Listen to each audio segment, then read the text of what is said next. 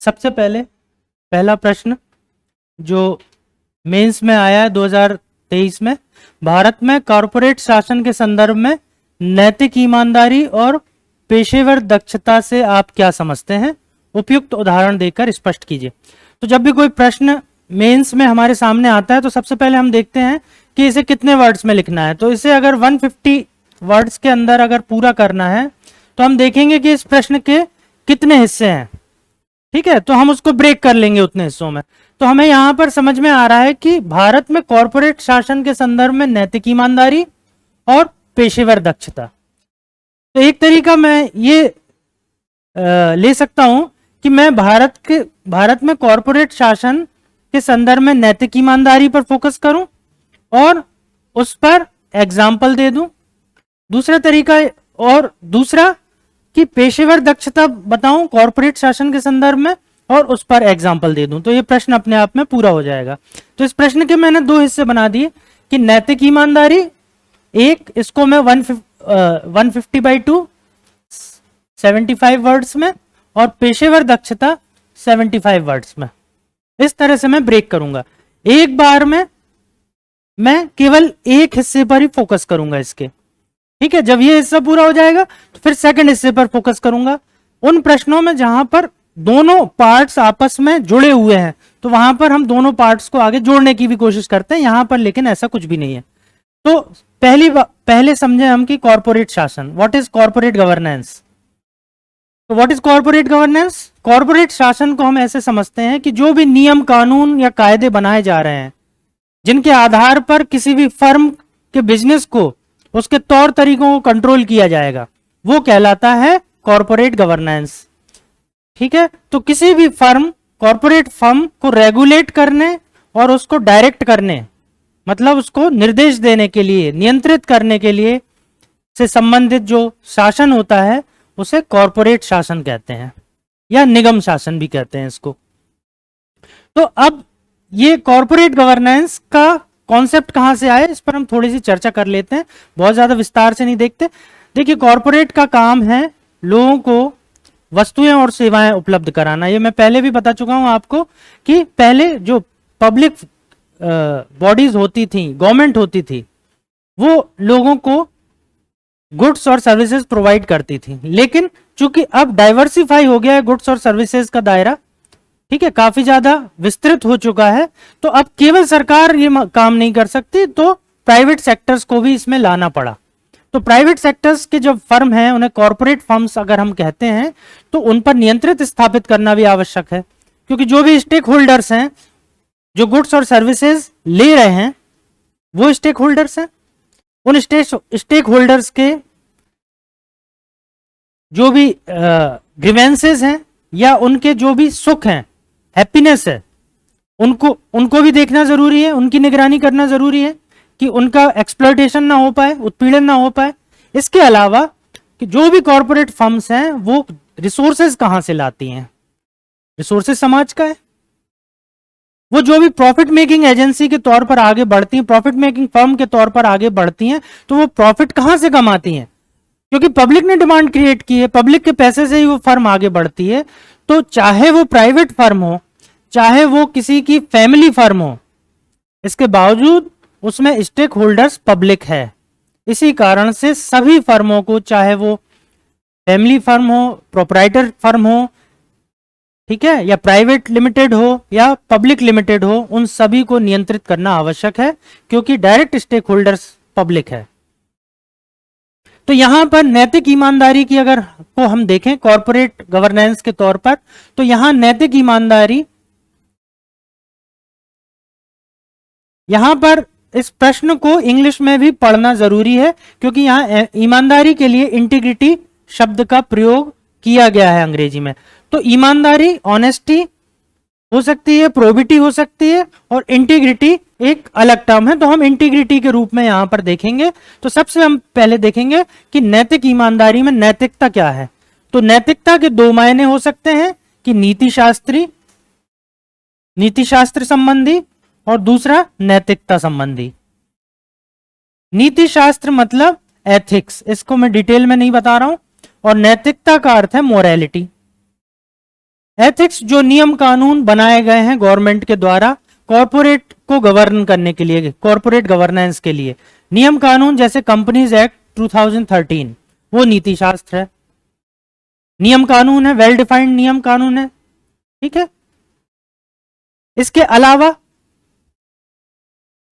दूसरे जो नियम कानून है, जीएसटी से संबंधित नियम कानून है, ठीक है, टैक्स से संबंधित नियम कानून है, पब्लिक ग्रीवेंस से संबंधित, उपभोक्ताओं के हितों से संबंधित जो नियम कानून है वो सभी नीति शास्त्र के अंतर्गत आएंगे। और नैतिकता के अंतर्गत आएगा कि पब्लिक, ये जो पब्लिक है, जो कॉरपोरेट हैं, इन कॉरपोरेट ने जो भी रिसोर्सेज प्रयोग में लाए हैं, जिन रिसोर्सेज में वैल्यू एडिशन किया है, ठीक है, जो प्रोडक्शन में जो रिसोर्सेज लिए हैं वो समाज के हैं, तो समाज को उसका ड्यू वापस करना जरूरी है।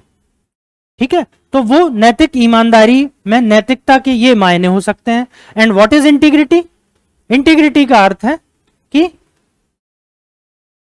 जो भी कॉरपोरेट गवर्नेंस को चलाने वाले लोग हैं वो इंटीग्रिटी उनकी इंटैक्ट रहे। इंटीग्रिटी का यहां सत्यनिष्ठा से अभिप्राय है, यहां ईमानदारी से अभिप्राय सत्यनिष्ठा से है कि जो सरकारी नियम है, जो नैतिक नियम है, उन्हीं के अनुसार सोचना, उन्हीं के अनुसार कार्य करना, उन्हीं के अनुसार कहना। तो यहां नैतिक ईमानदारी के एक वृहद मायने हो सकते हैं। ठीक है, तो अब हम शुरू करते हैं। अगर इसको एक प्योर स्ट्रक्चर्ड वे में अगर इस आंसर को लिखें तो हम लिखेंगे कि कॉरपोरेट शासन से अभिप्राय होता है इस तरह का शासन जो किसी भी कॉरपोरेट फर्म को नियंत्रित करता है, निर्देशित करता है। कॉरपोरेट शासन के 3 घटक होते हैं। मार्क जॉर्जन 2012 में अपनी परिभाषा देते हैं कॉरपोरेट गवर्नेंस की। ये कॉरपोरेट गवर्नेंस के 3 कंपोनेंट्स बताते हैं। पहला, इन्वेस्टर्स जो फर्म के हिस्सेदार होते हैं। दूसरा, निदेशक बोर्ड ऑफ डायरेक्टर्स जो शेयरधारकों के द्वारा चयन करके आते हैं, जो प्रबंधन की निगरानी करते हैं। और तीसरा जो घटक होता है वो होते हैं जो हायर लेवल के एग्जीक्यूटिव्स होते हैं, वरिष्ठ कार्यपालक। तो 3 घटक हैं कॉरपोरेट गवर्नेंस के, और इन तीनों घटकों को नैतिक रूप से ईमानदार होना चाहिए, उनकी इंटीग्रिटी इंटैक्ट होनी चाहिए। तो इंटीग्रिटी इंटैक्ट होना चाहिए, तो यहां कौन कौन से पॉइंट्स आ सकते हैं? जो पैसा और संसाधन समाज के हों, उस पैसे से जो मुनाफा कमाया गया है वो समाज को वापस मिल जाए। तो वो मुनाफा हम देखते हैं कि डिविडेंड के तौर पर जो भी शेयर होल्डर्स हैं उनको वापस करना होता है। सीएसआर के रूप में समाज को वापस करना होता है, क्योंकि समाज से ही रिसोर्सेज लिए गए हैं, समाज ने ही डिमांड क्रिएट की है। तो सीएसआर जो कॉर्पोरेट सोशल रिस्पॉन्सिबिलिटी होती है उसके तहत उन ड्यूज को वापस करना होता है। वो नैतिकता है, नैतिक ईमानदारी है। जो आंतरिक निदेशक हैं और जो बाह्य निदेशक हैं, बाहरी जो डायरेक्टर्स हैं, उनकी नियुक्ति सावधानी पूर्वक करनी चाहिए। ठीक है, भाई भतीजावाद, नेपोटिज्म के आधार पर उनकी नियुक्ति नहीं की जानी चाहिए। ठीक है, तो ये सारी की सारी चीजें नैतिक ईमानदारी के अंतर्गत आती हैं। अब इसका एग्जाम्पल के तौर पे बहुत अच्छा एग्जाम्पल है टाटा पावर।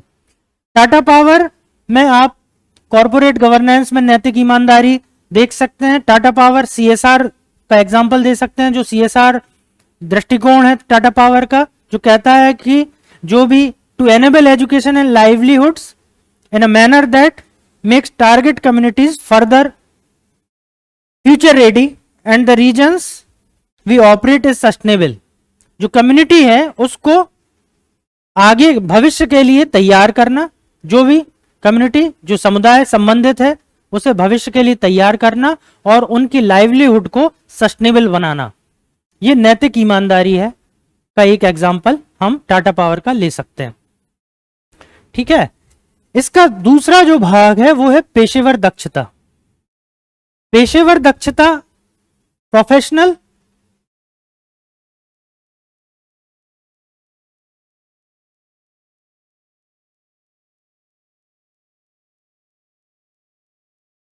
प्रोफेशनल इफिशिएंसी, और इसे भी हम कॉरपोरेट शासन के संदर्भ में ही डिफाइन करेंगे। तो हु आर प्रोफेशनल्स? जैसा कि मैंने बताया कि कॉर्पोरेट शासन के 3 कंपोनेंट है, ठीक है, इन्वेस्टर्स, फिर बोर्ड, और थर्ड हायर एग्जीक्यूटिव्स। तो यही तो प्रोफेशनल्स हैं, जो उच्च अधिकारी हैं वो प्रोफेशनल्स हैं, बोर्ड के जो मेंबर्स हैं वो हैं प्रोफेशनल्स, और इन्वेस्टर्स प्रोफेशनल्स हैं। अब इन प्रोफेशनल्स की जो दक्षता है उसको डिफाइन करना है। तो दक्षता क्या होता है? अगर हम सामान्य रूप से दक्षता को परिभाषित करें तो जो निर्गत है, या जिसे आउटपुट कहते हैं या परिणाम कहते हैं, आउटपुट और इनपुट का रेशियो होता है। इफिशियंसी क्या होता है कि आपने अगर 100 यूनिट इनपुट डाला तो उससे अगर 200 यूनिट आउटपुट निकलता है तो आपकी ये दक्षता है, ठीक है ना, दक्षता है ना ये आपकी। तो जितना ज्यादा आप आउटपुट निकालेंगे तो प्रोफेशनल तरीके से आपकी दक्षता को कॉर्पोरेट गवर्नेंस में अगर हम परिभाषित करें तो इसके अंतर्गत हम ये देखेंगे कि एक तो तकनीकी दक्षता आएगी, तकनीक को इतना बेहतर बनाना कि अधिक से अधिक परिणाम प्राप्त हो सके, और ये परिणाम का आशय क्या है कि जो हमारे प्रोडक्शन जिनके लिए हम किया जा रहा है उनके हैप्पीनेस को ज्यादा से ज्यादा बढ़ाएं, उनके वेलफेयर को ज्यादा से ज्यादा बढ़ाएं। दैट इज प्रोफेशनल इफिशियंसी मानी जाएगी कि जो पब्लिक है उसको गुड्स और सर्विस इतनी स्टैंडर्ड की, इतनी क्वालिटी की मिले कि उसकी हैप्पीनेस का मैग्नीट्यूड बढ़ जाए। That is professional efficiency. इसके अलावा प्रोफेशनल इफिशियंसी, जो रिसोर्सेज आप यूज कर रहे हैं समाज के, एनवायरमेंट को कुछ ना कुछ इससे नुकसान होगा या एनवायरमेंट को लॉस है, उससे रिसोर्सेज निकाले, तो इन रिसोर्सेज से जो परिणाम उत्पन्न हो उन परिणामों में उस एनवायरमेंट की क्षतिपूर्ति भी शामिल हो। तो एनवायरमेंट भी स्टेक में है, ठीक है। आपने देखा होगा कि कॉर्पोरेट गवर्नेंस के अंतर्गत सीएसआर एक्टिविटीज किया जाता है। बहुत सारी फर्म्स जो माइनिंग एक्टिविटीज में इन्वॉल्व है वो उतना ही प्लांटेशन भी उनको करना होता है। That is also professional efficiency. इसके अलावा कई बार ऐसा होता है कि जो असफलताएं हो जाती हैं, बहुत सारी बार ये होता है कि बहुत बड़ा इन्वेस्टमेंट कर दिया हमने कॉर्पोरेट फर्म ने, और बड़े जो इन्वेस्टमेंट होते हैं वो इररिवर्सिबल होते हैं, वापस नहीं लौटा जा सकता, और कई बार पूरा इन्वेस्टमेंट डूब जाता है। पैसा किसका है? जनता का। रिसोर्सेज किसके हैं? जनता के हैं। वो सारा डूब गया, और जनता को उसके बदले में जो हैप्पीनेस मिलनी चाहिए, वेलफेयर मिलना चाहिए in terms of product and services, वो मिल नहीं पाएगा। तो इसकी क्षतिपूर्ति करना भी प्रोफेशनल इफिशियंसी का पार्ट है। तो प्रोफेशनल इफिशियंसी के इतने दार्शनिक पक्ष हो सकते हैं। अब अगर हम बात करें कि प्रोफेशनल इफिशियंसी को बढ़ाने के लिए कॉर्पोरेट शासन में क्या करना चाहिए, तो प्रोफेशनल इफिशियंसी इस आधार पर भी देखी जाती है कि जो सैलरी मिल रही है प्रोफेशनल्स को, इनपुट, उनकी सैलरी इनपुट है, उसके एवज में वो आउटपुट ज्यादा से ज्यादा क्रिएट करें, या ये कहें कि कोई भी सेवक, एग्जीक्यूटिव जितना आउटपुट क्रिएट करता है उसके एवज में सैलरी प्रोपोर्शनेटली ले। ये बहुत बड़ा भारतीय इंडियन कॉर्पोरेट कल्चर में है कि हमारे सीईओज की सैलरी बहुत ज्यादा होती है, वो बढ़ा चढ़ा के सैलरी लेते हैं, क्योंकि सैलरी उन्हें खुद फिक्स करनी होती है, उनका इन्फ्लुएंस होता है बोर्ड पर, तो बड़ी सैलरी ले लेते हैं। तो ये सैलरी को लिमिट करना, सीमित करना आवश्यक है। व्यक्ति को उतना ही अपना उसी अनुपात में वेतन लेना चाहिए जिस अनुपात में वो कंट्रीब्यूशन करता है, ठीक है। तो ये कहा जाता है कि जिन कंपनियों में पब्लिक होल्डिंग्स 40% से अधिक है उनके चेयरमैन और सीईओ की भूमिका को पृथक करना चाहिए। चेयरमैन अलग हो उनका और सीईओ अलग हो, ताकि कॉन्फ्लिक्ट ऑफ इंटरेस्ट की स्थिति पैदा ना हो। यह भी प्रोफेशनल इफिशियंसी है। ये उदय कोटक पैनल की सिफारिशें भी हैं, उन्हें भी हम इस तरह से लिख सकते हैं। बोर्ड का आकार छोटा करना चाहिए। बोर्ड का आकार छोटा होगा तो डिसीजन मेकिंग आसान होगी, जल्दी निर्णय लिए जा सकेंगे, ठीक है। और इससे सैलरी, जो बोर्ड के जो मेंबर्स होते हैं उनको सैलरी भी ज्यादा होती है, तो उसे भी कट डाउन, एक्सपेंसेस को भी कम किया जा सकेगा। इसका बहुत अच्छा एग्जांपल है इंडियन रेलवेज। इंडियन रेलवेज ने पिछले 5 सालों में अपने बोर्ड के आकार को बहुत छोटा किया है, ठीक है, ताकि डिसीजन मेकिंग क्विक हो सके, जल्दी से डिसीजन मेकिंग हो सके, ताकि जनता का ज्यादा से ज्यादा कल्याण किया जा सके। That is also professional efficiency. इसके अलावा महिलाओं का कंट्रीब्यूशन भी हो, क्योंकि समाज में 50% के लगभग महिलाएं हैं। तो जो भी लोक सेवा या लोक वस्तुएं हैं, या जो भी सेवाएं या वस्तुएं हैं जो कॉर्पोरेट फर्म प्रोवाइड कर रही है, उसका 50% के आसपास कंज्यूमर तो महिलाएं हैं। तो महिलाओं का भी बोर्ड में रिप्रेजेंटेटिव हो, प्रतिनिधि हो, यह भी प्रोफेशनल इफिशियंसी है। जो सूचीबद्ध कंपनियां हैं, लिस्टेड कंपनियां हैं, उनके कम से कम आधे सदस्य स्वतंत्र निदेशकों के रूप में होना चाहिए, इंडिपेंडेंट डायरेक्टर्स हों, ताकि वो न्यूट्रल डायरेक्टर्स हों, वो लोगों के हितों के बारे में आवाज उठा सकें। यह भी प्रोफेशनल इफिशियंसी है। किसी भी बड़े कॉर्पोरेट फर्म को अपना सक्सेशन प्लान जल्दी से कर लेना चाहिए, समय रहते कर लेना चाहिए। इसका एक एग्जांपल है टाटा ग्रुप्स। आप देखेंगे Tata groups succession plan advance में कर लेता है, ठीक है, ताकि जब पुराना जो चेयरमैन या सीईओ जाए और नया सीईओ या चेयरमैन आए, तो वो पहले से चीजों को समझ रहा हो कि चेयरमैन के दायित्व क्या है, कंपनी के जो ग्रोथ की दिशा किस तरफ जा रही है। तो इससे जो कंपनी के शेयर धारक हैं उनको नुकसान कम होता है और फायदा ज्यादा होता है। एज रिस्ट्रिक्शंस लगाना बहुत जरूरी है, यह भी प्रोफेशनल एफिशिएंसी का पार्ट है कि 65 वर्ष से अधिक आयु के जो एग्जीक्यूटिव डायरेक्टर्स हैं वो 65 साल से अधिक आयु के ना हो, और जो नॉन एग्जीक्यूटिव हैं वो 70 साल से ज्यादा आयु के ना हो, ठीक है। नहीं तो केवल अपने हितों को देखते हुए 70 वर्ष से अधिक आयु हो गई और कंपनी में बैठे हुए हैं, तो बेवजह कंपनी पर आप बोझ बनते हैं। यह भी प्रोफेशनल एफिशिएंसी का पार्ट है। बोर्ड की बैठकें लगातार होती रहें, जो इंडिपेंडेंट डायरेक्टर्स हैं, स्वतंत्र निदेशक हैं, उनकी फीस कम से कम हो। तो ये सारी की सारी प्रोफेशनल एफिशिएंसी से संबंधित चीजें हैं। तो दक्षता का मतलब है कि आउटपुट ज्यादा से ज्यादा देना है। यहां आउटपुट का मतलब है कि जो स्टेक होल्डर्स हैं, कंज्यूमर्स हैं, उनका वेलफेयर। इनपुट का मतलब है कि जो पैसा इसमें खर्च होता है, रिसोर्सेज जो कंज्यूम होते हैं, एनवायरनमेंट को जो हैजार्ड होती है, क्षति होती है, उसको इनपुट के रूप में लिया जाता है। तो इस तरह से इस प्रश्न को हम 75 वर्ड्स में इस पार्ट को और 75 शब्दों में इसे जोड़कर लिख सकते हैं, ठीक है। कैसे करेंगे?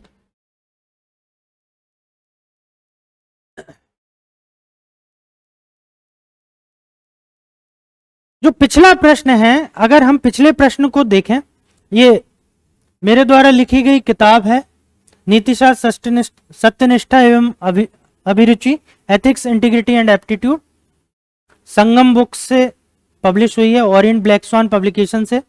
और आप यदि पिछले प्रश्न को डिटेल में देखना चाहते हैं तो इसके पेज नंबर 207, पेज नंबर 206, 207, 206, 224, 232, 208 और 209, इससे इन पेजेस में, इन पृष्ठों में आपको ये डिटेल मिल सकती है, ठीक है।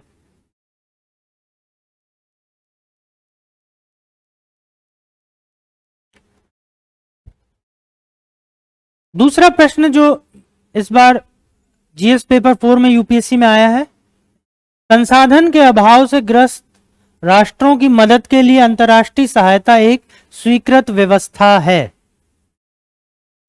समसामयिक अंतर्राष्ट्रीय सहायता में नैतिकता पर टिप्पणी कीजिए, अपने उत्तर को उचित उदाहरणों के द्वारा पुष्ट कीजिए। इंग्लिश में international aid is an accepted form of helping resource challenged nations. Comment on ethics in contemporary international aid.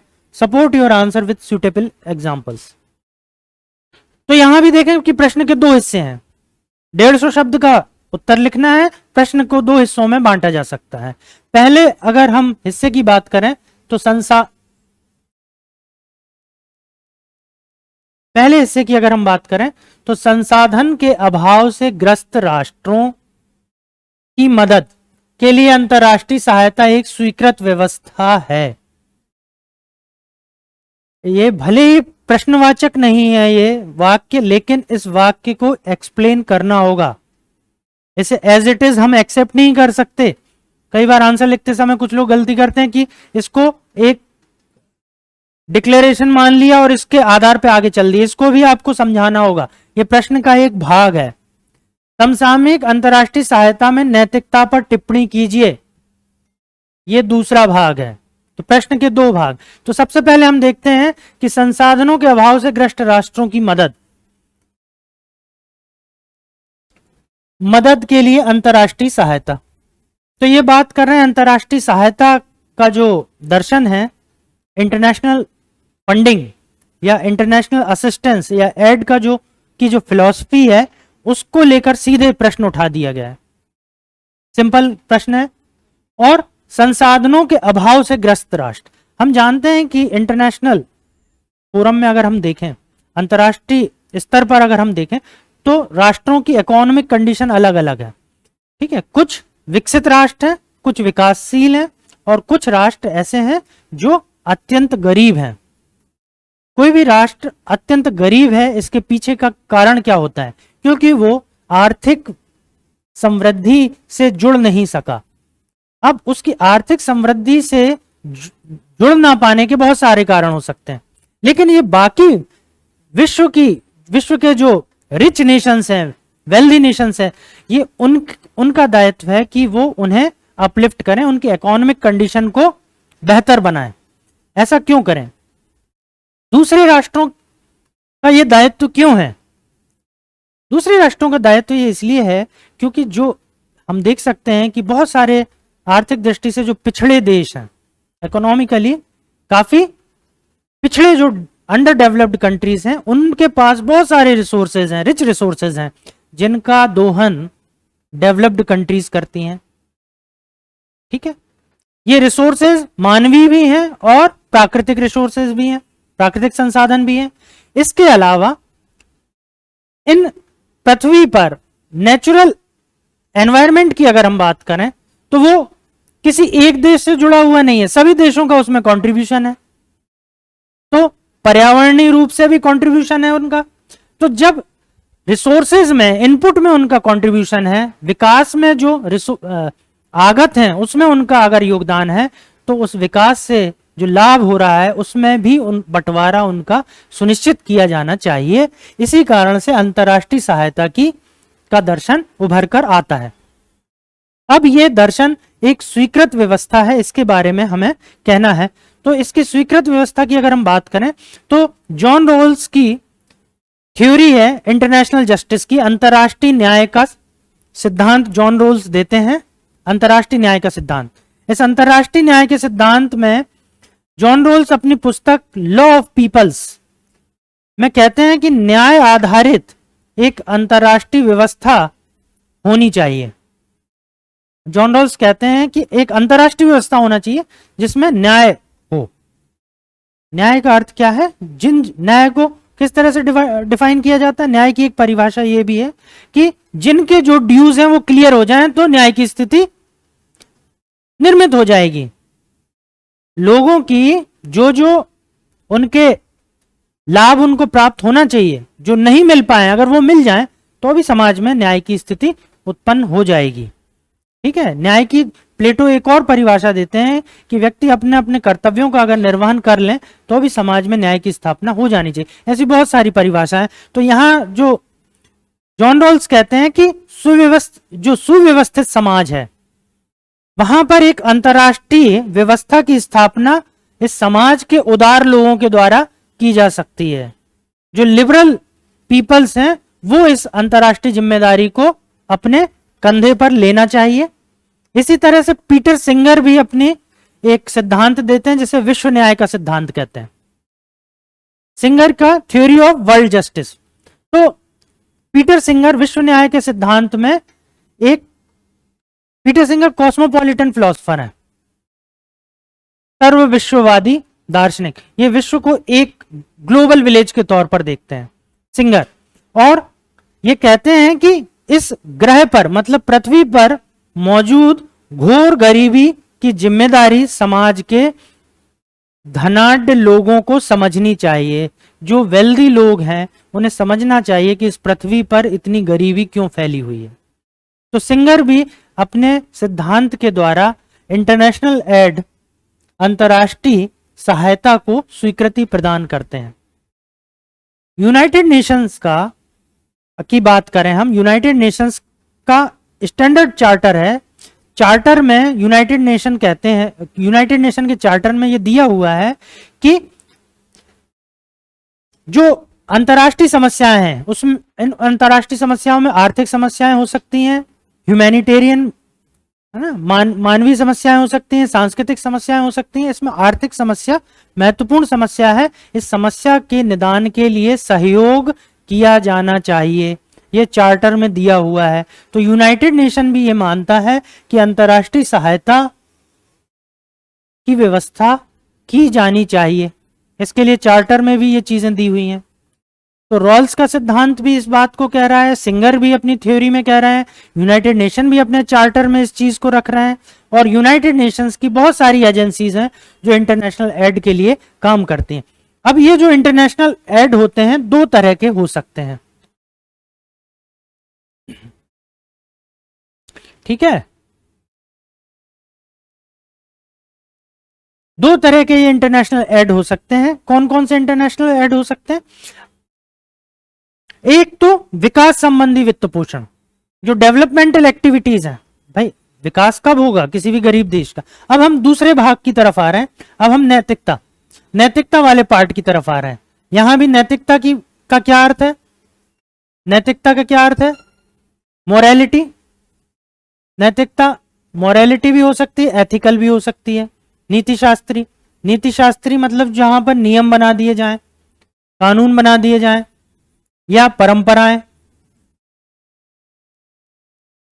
नैतिकता जो इंट्यूशन, गट फीलिंग, ठीक है, इमोशंस पर बेस्ड हो, कि बाढ़ आ गई अगर किसी देश में तो लोग कंट्रीब्यूट करने लगे, इंटरनेशनल समाज, सोसाइटी कंट्रीब्यूट करने लगे पैसा, दैट इज मोरालिटी। और एथिकल एस्पेक्ट्स क्या है इसके? जैसे यूएन का चार्टर है, ठीक है, UNDP, United Nations Development Programme, ठीक है, यूनिसेफ बच्चों के लिए, गरीब बच्चों के लिए, देश के गरीब बच्चे जहां पर कुपोषण है, ठीक है। फिर इसके अलावा वर्ल्ड फूड प्रोग्राम, जहां भुखमरी है जिन देशों में उनके लिए वर्ल्ड फूड प्रोग्राम। तो यूएन रिफ्यूजी एजेंसीज, जो रिफ्यूजीज हैं उनके लिए तो ये सभी एथिक्स का पार्ट है, एथिकल पार्ट है। तो यहां पर नैतिकता के दो पार्ट है, मोरालिटी, जहां हम प्राकृतिक आपदा आने पर या कोई महामारी आ जाए तो संपूर्ण अंतर्राष्ट्रीय समाज इसके लिए मॉनेटरी कंट्रीब्यूशन करने लगे या दूसरे तरह के योगदान देने लगे, स्वयं से प्रेरणा के द्वारा, ठीक है। बाढ़ आ जाती तो रिलीफ के लिए फंड इकट्ठा करते हैं ना हम लोग। और एथिकल की बात करें तो जैसे यूनाइटेड नेशंस का यूएनडीपी है, ठीक है, वर्ल्ड फूड प्रोग्राम है, इसके अलावा WHO है, ठीक है, यूनिसेफ है, ठीक है, IMF है, IMF मॉनेटरी के लिए, मॉनेटरी फंडिंग के लिए। तो ये अंतर्राष्ट्रीय सहायता दो तरह से होती है। कोई कमजोर देश है, उसको अगर आर्थिक रूप से सहायता करनी, पैसे दोगे तो भ्रष्टाचार की भेंट चढ़ जाएगा, तो वहां पर इंफ्रास्ट्रक्चर डेवलपमेंट, इकोनॉमिक ग्रोथ के लिए फंडिंग की जाती है, जिसे कहते हैं कि योजनाओं के वित्तीयन के लिए विकास संबंधी वित्त पोषण, विकास संबंधी वित्त पोषण।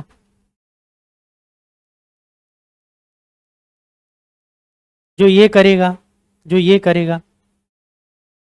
ठीक है, इस तरह के ऐड दिए जाते हैं। फिर एक ऐड हो सकता है इंटरनेशनल ऐड, आकस्मिक राहत, कंटिजेंसी आ गई, कोई इमरजेंसी आ गई, आकस्मिक राहत के लिए। भूकंप आ गया, अभी हाल ही में आपने देखा, बाढ़ भी आई है ना, लीबिया में भूकंप की घटना हुई अभी हाल ही में, मोरक्को में आकस्मिक राहत, अंतर्राष्ट्रीय सहायता, नैतिकता, जो विश्व समुदाय है वो मदद करेगा, और एथिकल, जो विश्व समुदाय ने नियम कानून बना रखे हैं आपदा राहत के लिए, वो काम करेंगे। तो आप इसके अभी कंटेम्प्ररी एग्जाम्पल भी दे सकते हैं। ठीक है, तो आकस्मिक राहत के लिए तो आप मोरक्को के भूकंप और लीबिया में जो बाढ़ आई, ठीक है, कोविड-19 उस समय, ठीक है, अंतर्राष्ट्रीय समुदाय ने रिसर्च पर पैसा खर्च किया, ठीक है, जो पैसे वाले देश थे उनने गरीब देशों की सहायता की, वैक्सीन पहुंचाना। तो इस तरह से बहुत सारे आप एग्जाम्पल यहां पर लिख सकते हैं। अगर हम अंतर्राष्ट्रीय स्तर पर देखें तो ओईसीडी, जो ओईसीडी मेंबर कंट्रीज हैं, इनमें डोनेशन की अगर बात करें तो जर्मनी सबसे ज्यादा डोनेशन करता है। $28.4 बिलियन डोनेशन जर्मनी की तरफ से होता है। यूके $18.6 बिलियन डोनेट करता है। जापान $16.3 बिलियन का कंट्रीब्यूशन है। तो जो वेल्दी नेशंस हैं उनको कंट्रीब्यूशन करना चाहिए, ये इंटरनेशनल एड की का दर्शन है। इस तरह से आप इस प्रश्न को कंक्लूड कर सकते हैं। यहां तक कोई परेशानी? अगर आप इस प्रश्न के बारे में बहुत विस्तार से अध्ययन करना चाहते हैं तो पुस्तक नीतिशास्त्र सत्यनिष्ठा एवं अभिरुचि मेरे द्वारा लिखी गई है।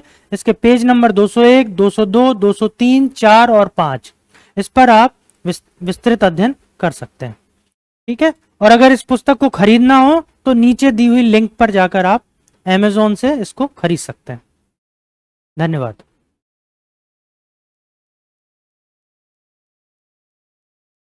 अब इसको